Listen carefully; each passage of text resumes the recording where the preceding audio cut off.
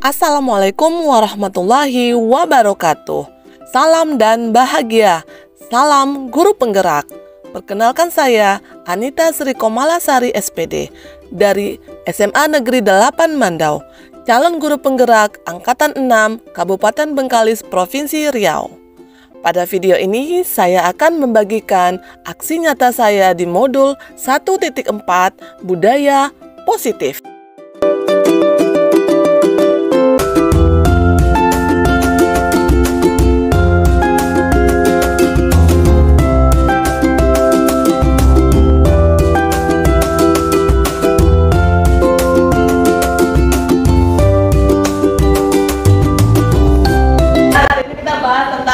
Budaya positif. Nah, tahu kamu apa itu budaya positif? Budaya positif. Baik aja. Kebiasaan tetap dengan baik. Oke, apa lagi? Ya, siap. Dari budaya, nilai-nilai yang baik dari budaya yang kita terapkan ya, gitu ya. Atau oke, udah.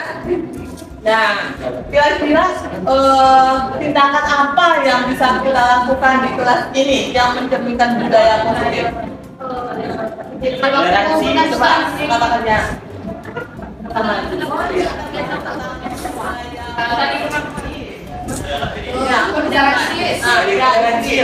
Saling toleransi, oke, bisa. Tidak rasis. Tidak Rasis. oke. Ada lagi. Tidak kawan. Oke, ada lagi. Saling menghargai, ya tentu dong. Apa lagi? Oke. Saling membantu, oke. Ada lagi. Saling mencintai, ya. Mencintai sebagai bersama manusia, ya. Nah, itu ya beberapa contoh budaya positif yang bisa kita terapkan dalam kelas. Nah, jadi salah satu budaya positif itu ada namanya membuat kesepakatan kelas. Nah, jadi dari kesepakatan yang ada itu nanti menjadi sebuah keyakinan kelas. Jadi kesepakatan ini dibuat sama-sama. Masing-masing kamu punya hak mengungkapkan apa sih yang harus kamu lakukan dalam kelas itu. Paham kan? Oke ya. Jadi ini ada tas, apa namanya? Tas? Kertas dikenal. Jadi masing-masing kamu silakan tulis kira-kira kesepakatan apa yang bisa kita lakukan. Satu orang boleh tulis satu. Paham?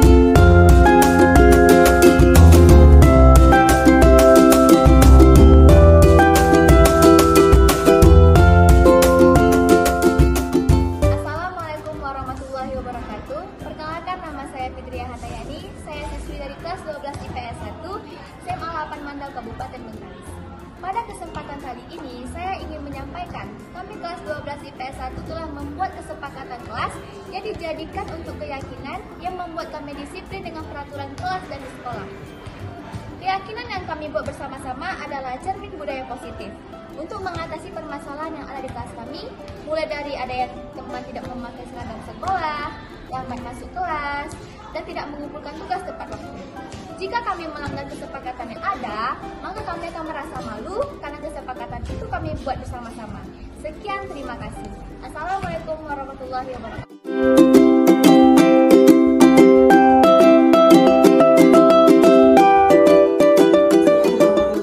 Assalamualaikum warahmatullahi wabarakatuh. Dan selamat siang ibu-ibu semua. Siang. Sebelumnya saya mengucapkan terima kasih atas kesempatan ibu-ibu semua bisa hadir di ruang Majelis Guru SMA 8 Mandau ini dalam kegiatan mensosialisasikan pemahaman terhadap budaya positif yang kami dapatkan dari CGP atau dari Pendidikan Guru Penggerak Angkatan 6 Kabupaten Bengkalis. Izinkan saya perkenalkan diri, nama saya Anita Sri Komalasari, berasal dari SMA Negeri 8 Mandau, calon guru penggerak Angkatan 6 Kabupaten Bengkalis, Provinsi Riau. Nah, pada kesempatan kali ini saya mau berbagi atau sharing sedikit tentang budaya positif. Mungkin kita semua sudah mengetahui apa itu budaya positif ya. Cuma kali ini saya hanya ingin mengingatkan atau berbagi pengalaman apa yang sudah kami dapatkan dari pendidikan guru penggerak ini.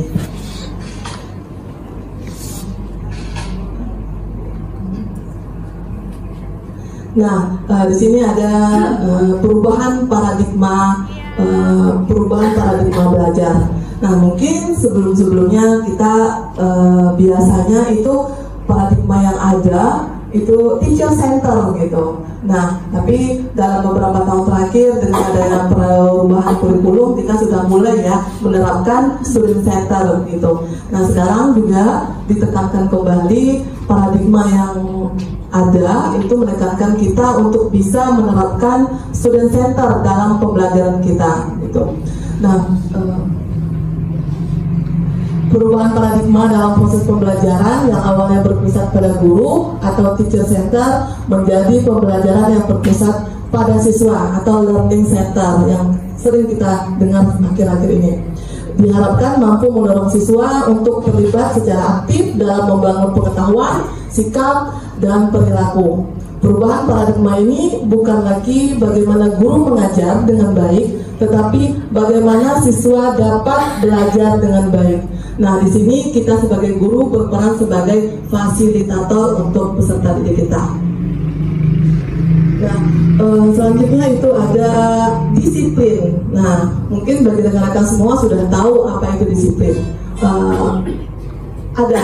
Ada ibu-ibu yang mengetahui, yang bisa menyampaikan pendapatnya apa itu disiplin? Boleh angkat tangan ibu-ibu? Saya, Bu. Oke, silakan Ibu Herlia. Iya, dia taat pada peraturan, Bu. Oke, disiplin itu taat kepada peraturan. Oke, terima kasih Bu Herlia. Iya, Ibu Laila. Apa itu disiplin? Misalkan mengumpulkan tugas dengan tepat waktu. Oke, ya bisa mengumpulkan tugas dengan tepat waktu. Terima kasih Bu Laila. Iya, Bu Amel. Dan komitmen, Bu. Berkomitmen, iya benar sekali. Ada lagi? Melanggar peraturan. Oh, Ibu suka melanggar peraturan. Oh, tidak suka melanggar peraturan berarti dia disiplin ya, begitu ya Ibu ya. Oke, applause untuk semua ibu-ibu semua. Nah, berarti kita semua sebenarnya sudah menjalani apa itu makna dari disiplin dalam kehidupan kita sehari-hari, begitu juga dalam proses pembelajaran kita. Nah, disiplin itu yang biasa kita kenal adalah ketaatan atau peraturan. Nah, kata disiplin memiliki makna bagaimana cara kita mengontrol diri dan bagaimana menguasai diri kita untuk memilih tindakan yang mengacu pada nilai-nilai yang kita hargai. Dengan melaksanakan kedisiplinan, kita mampu mengembangkan pribadi yang dapat mengendalikan diri dengan baik, kemudian berusaha untuk menjadi insan yang lebih baik dari sebelumnya. Nah, selanjutnya itu ada yang menanyakan Ibu tentang kedisiplinan? Sudah paham. Sudah paham ya, sudah untuk kedisiplinan ini udah tertanam dari diri kita Bu ya, gitu. Iya. Oke. Selanjutnya itu terkait tentang keyakinan kelas. Nah, sebelumnya juga sudah disampaikan dengan rekan saya Ibu Amelia terkait tentang keyakinan kelas. Nah, mungkin yang sebelumnya yang kita kenal itu kontrak belajar begitu. Nah, tapi untuk ilmu yang kami dapatkan di pendidikan guru penggerak ini ada perbedaan antara kesepakatan dengan keyakinan gitu. Nah, ada yang bisa menyampaikan apa beda antara kesepakatan dengan keyakinan? Oke, silakan Ibu Siska. Kalau kesepakatan itu masih ada unsur pemaksaan di dalamnya. Oke. Kalau Ya. keyakinan dia sudah mengetahui dari dirinya sendiri apa gunanya, kenapa harus begitu. Inilah.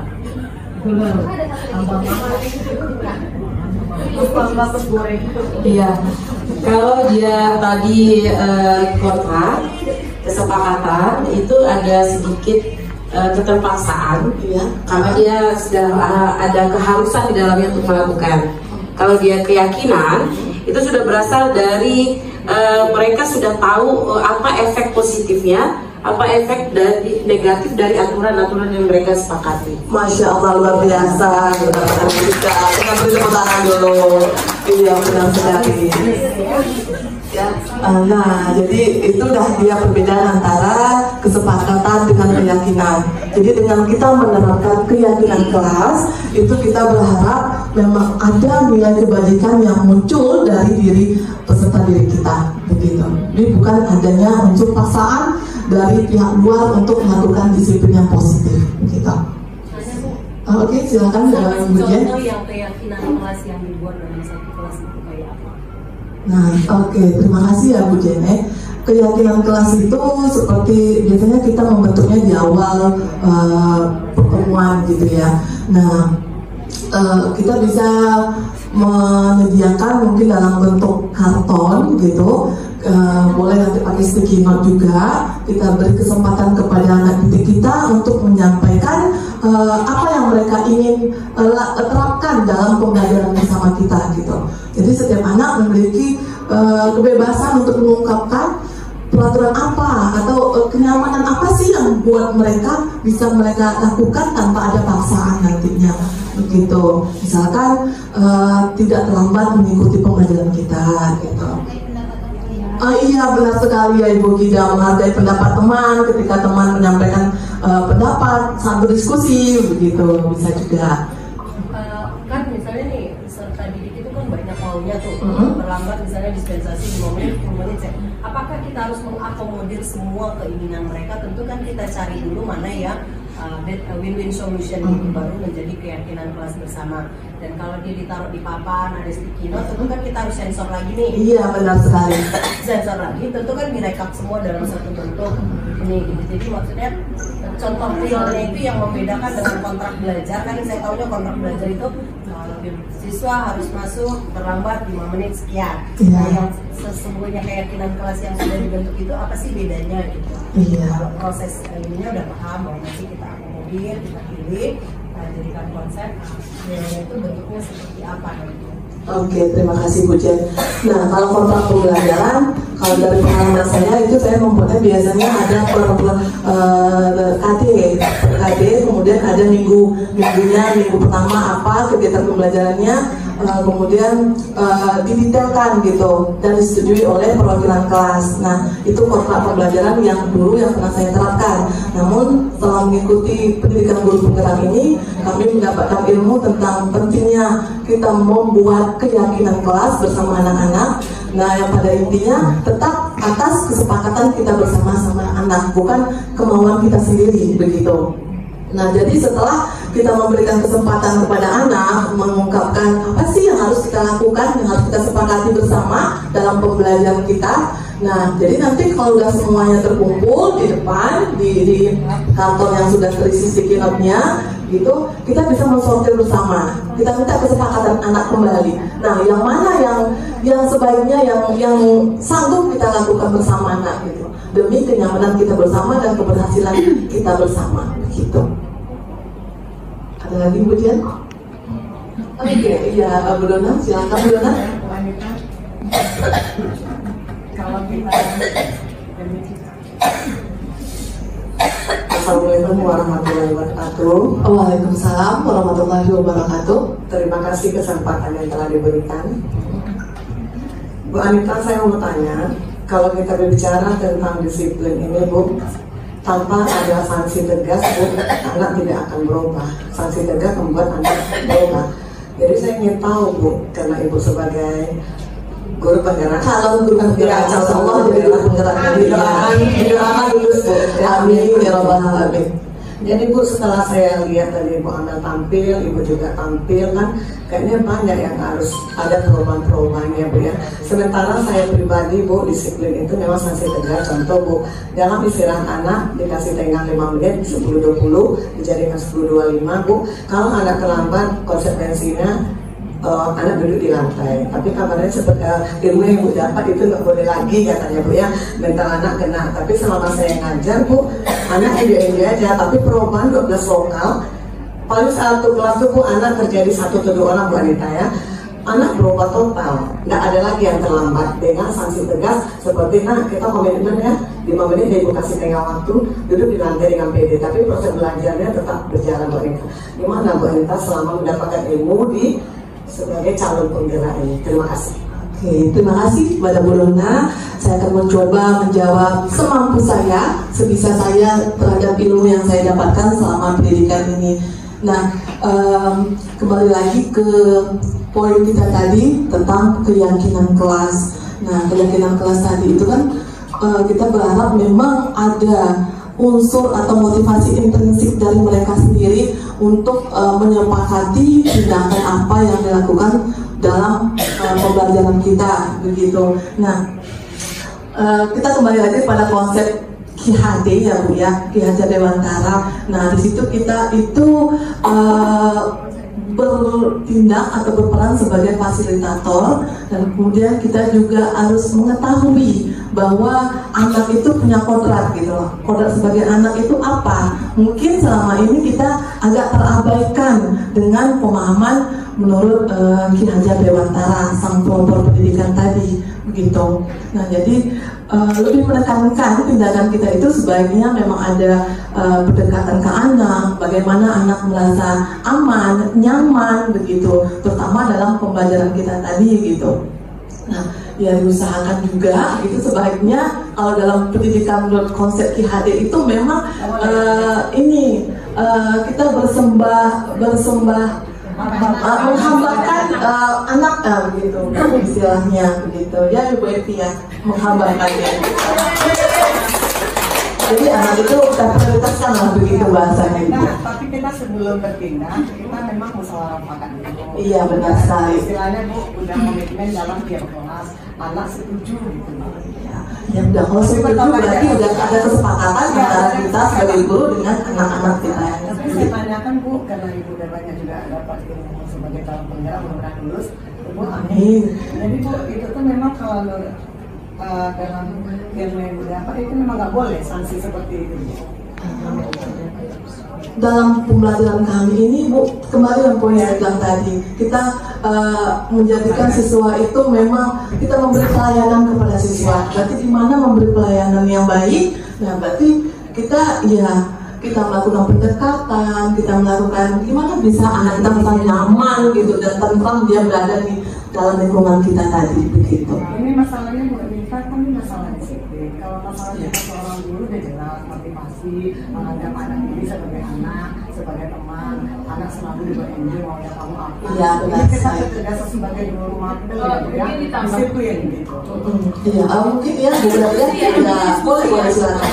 Ya sebenarnya itu mungkin itu ya kita diskusi ya Bu. Jadi mungkin karena dengan anak itu duduk di lantai dia kan takut tapi bukan karena dia menyadari kesalahan gitu. Jadi dia karena takut gitu. Nah, di sini kita mengajarkan mereka untuk mereka yakin bahwa terlambat itu tidak bisa karena saya akan kehilangan jam pelajaran seperti itu. Jadi kalau misalnya di sini tadi ada yang tadi posisi manajer, saya seperti saya ada segitiga restitusi. Nah, itulah yang dilakukan. Kalau anak terlambat itu kita bicarakan gitu. Kenapa terlambat gitu? Apa menjadi alasan? Ada loh Bu Dona yang saya sharing gitu, saya pernah marah ternyata anak itu ke belakang memang sakit perut dan diare gitu. Jadi kita harus tahu dulu alasan dia terlambat. Yang kedua, yang tadi saya bilang itu tahap kedua itu meyakinkan, kamu tahu nggak ini ada peraturannya gitu, meyakinkan tahu ya itu keyakinan kelas kita sudah sepakat apa ya nak gitu kan. Jadi apa yang harus kamu lakukan untuk memperbaiki itu gitu. Kalau dia yang bilang baik Bu Dona, berarti saya yang harus duduk di lantai ya. Nah, seperti itu, tapi sebaiknya mungkin kita lebih memanajer. Manajer itu kan seperti memperbaiki gitu ya. Kesepakatan. Bagaimana kalau supaya nanti nggak terlambat atau kalau saya ada sakit mungkin saya harusnya ngomong ke ibu sebelumnya ya. Jadi dari mereka gitu pemikiran untuk memperbaiki kesalahan itu. Oh mungkin kalau nggak terlambat nanti saya lihat jam saya supaya lebih percepat ya Bu Dona. Jadi lebih ke arah diskusi, anak itu yang menyadari itu ide-ide itu yang memperbaikinya. Saya besok supaya nggak terlambat Bu Dona, berarti saya harus ini deh Bu. Nah jadi mereka yang semua ide-idenya itu sih yang diharapkan dari posisi manajer, tidak lagi ketakutan terhadap sanksi ya, sih. Ada tambahan silakan, terima kasih. Oke, terima kasih Bu Herlia atas masukannya. Ya, silakan Bu Meli. Ibu, kalau misalnya anak rasa takut itu mungkin nanti dia akan mengulang kembali. Tapi itu makanya lebih bagus anak tuh segan daripada takut. Udah kata segan yang nggak akan takut.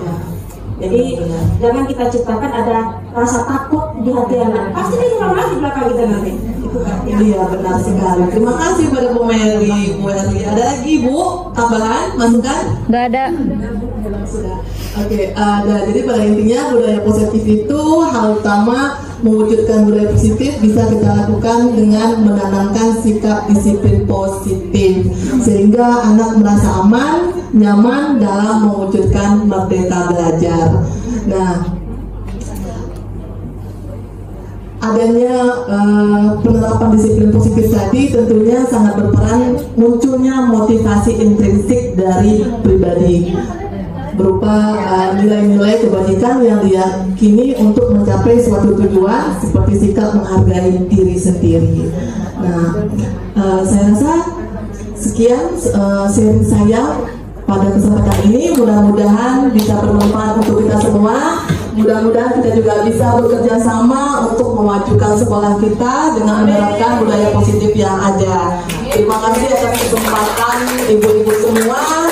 Lebih kurang saya mohon maaf. Assalamualaikum warahmatullahi wabarakatuh. Selamat siang. Dengan 5 posisi kontrol guru itu pada LMS ada penghukum sebagai penghukum, pembuat merasa bersalah, teman, pemandu, dan manajer. Nah, kita jelaskan pertama dulu yaitu guru sebagai penghukum. Di sini bisa dilihat bahwa seorang penghukum bisa menggunakan hukuman fisik maupun verbal. Orang-orang yang menjalankan posisi penghukum senantiasa mengatakan bahwa sekolah memerlukan sistem atau alat yang dapat menekan murid lebih dalam lagi. Biasanya guru akan kalau penghukum ini biasanya guru-guru akan menggunakan kata-kata ancaman kayak gitu. Kemudian seperti yang tertulis di sini ada patuhi aturan saya atau awas. Kemudian kamu selalu saja salah. Pokoknya langsung si guru ini baik itu tindakannya ataupun verbalnya itu langsung mencatat atau mempanismen bahwa siswa itu salah kayak gitu. Nah, sementara kita pun sebenarnya yang udah dewasa jika di posisi mereka pasti merasa tidak nyaman diperlakukan seperti itu. Nah, dan biasanya kalau yang verbal selain kata-kata verbal yang keluar itu intonasi juga pasti ikut serta mendampingi kata-kata yang memok siswanya itu, ada teriakan atau bentakan dan sebagainya. Saya Iya. Nah, biasanya ini dulu sekali awal-awal ini pernah juga saya lakukan, tapi bentuknya yang tidak teringatkan dan pemukulan ya. Lebih ke hukuman, kamu telat, kamu push up, kayak gitu dulu. Nah sekarang ternyata kegiatan si guru sebagai penghukum itu tidak worth it. Kalau dihukum cenderungnya seperti ini, misalkan piket aja contohnya, misalkan di hari piket, hari itu gurunya memang disiplin, kemungkinan pada hari itu disiplin dalam tanda kutip yang mungkin pada saat itu adalah guru-gurunya ada sanksi untuk siswa yang piket. Kemungkinan pada hari itu siswa yang terlambat akan sedikit berbeda dengan hari-hari setelah itu. Mungkin gurunya tidak terlalu streng seperti pada hari yang siswanya sedikit. Tapi di situ kita bisa lihat bahwa kalau guru sebagai penghukum, dampaknya kepada siswa hanya sementara, kayak gitu. Nah yang kedua yaitu guru sebagai pembuat merasa bersalah. Pada posisi ini biasanya guru akan bersuara lebih lembut, tapi dia biasanya akan bermain dengan pilihan kata-kata. Contohnya di situ, ibu sangat kecewa sekali dengan kamu. Kemudian berapa kali bapak harus memberi tahu kamu? Gimana coba kalau orang tua kamu tahu kamu baru begini? Nah ini biasanya yang masih cukup sering dipergunakan. Tapi kalau menurut saya ini sudah lebih baik daripada posisi penghukum. Ya. Lanjut yang kedua. Nah, ini posisi kontrol teman. Guru memposisikan dirinya sebagai teman siswanya, kayak gitu. Ini biasanya kalau guru yang berhasil memposisikan dirinya sebagai temannya, otomatis si siswa akan mengizinkan si guru untuk mengontrol dirinya gitu. Biasanya dia digunakan dengan pendekatan persuasif. Nah ini contohnya, ayolah bantu demi bapak ya, dan sebagainya. Kemudian pemantau.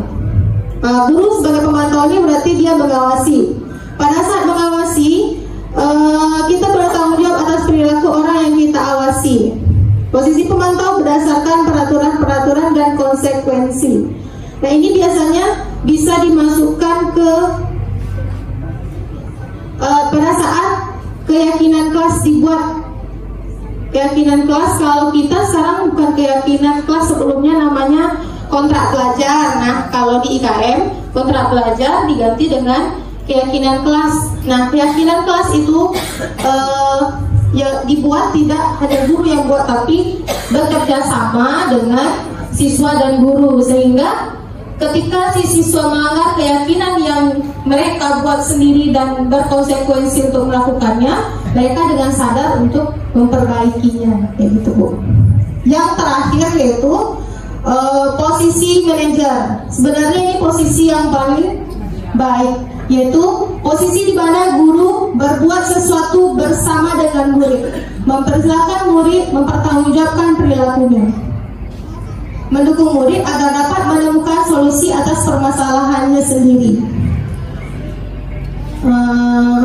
Ada contohnya. Tugas seorang manajer bukan untuk mengatur perilaku seseorang, tapi membimbing murid untuk dapat mengatur dirinya. Seorang manajer bukannya memisahkan murid dari kelompoknya, tapi mengembalikan murid ke kelompoknya dengan keadaan yang lebih baik. Nah ini kasusnya pernah kami buat untuk demonstrasi, tapi nanti kita putar setelah ini. Mungkin ada pertanyaan Bapak Ibu atau mau lihat contohnya dulu? Iya, mana dulu? Bu? Oke, nanya dulu. Tadi disebutkan keyakinan kelas dengan kontrak belajar, sebenarnya itu sama. Kemudian tadi di kontrol itu kan ada sebagai manajer sebenarnya.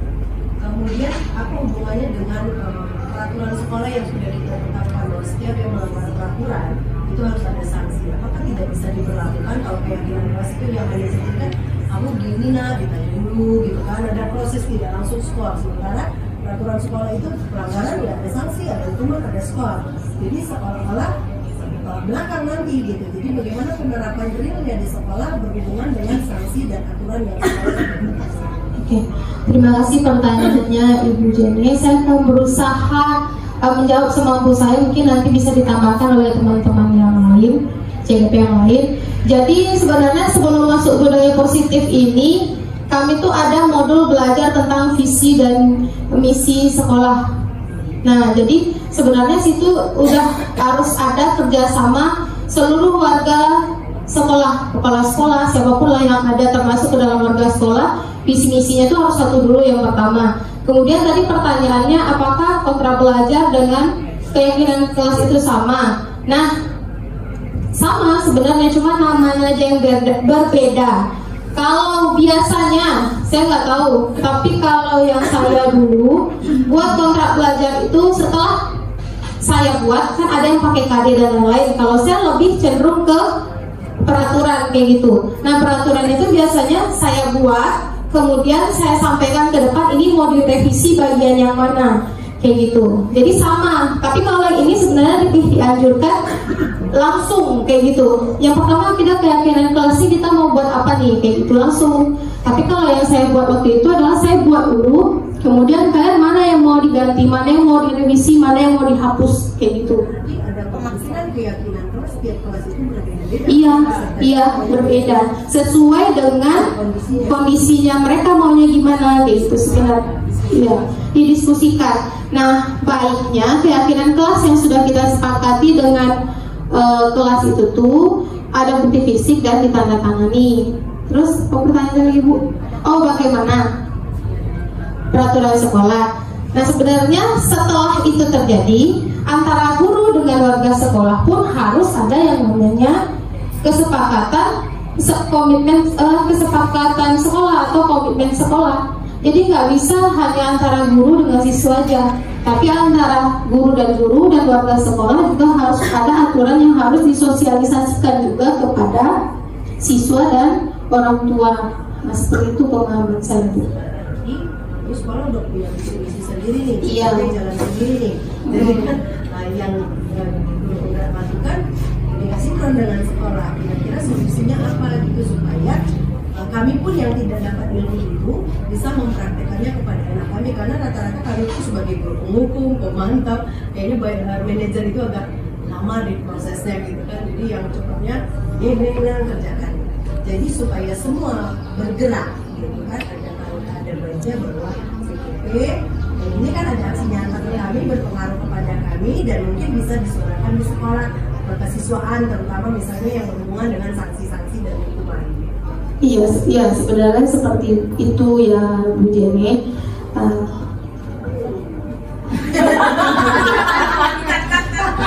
Ibu, ada lagi pertanyaan perihal 5 posisi kontrol ini? Tidak Bu. Sudah ya. Nah, semoga kita semua nanti bisa menerapkan kepada siswa, kepada lingkungan kita, tempat bekerja, bahkan di tempat rumah tangga kita sendiri. Demikian sosialisasi dari saya, lebih dan kurang saya mohon maaf.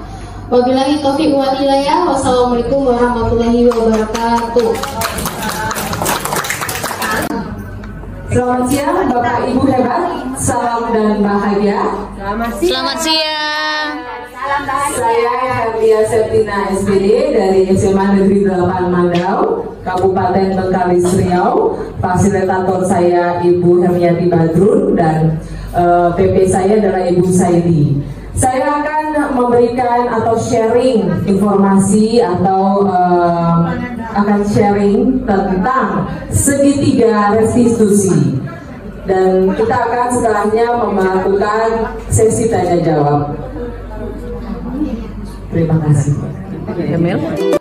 Refleksi saya terhadap kegiatan aksi nyata yang telah saya lakukan, diantaranya yaitu dengan adanya keyakinan kelas, murid dapat meningkatkan kedisiplinan yang telah dibuat secara bersama-sama.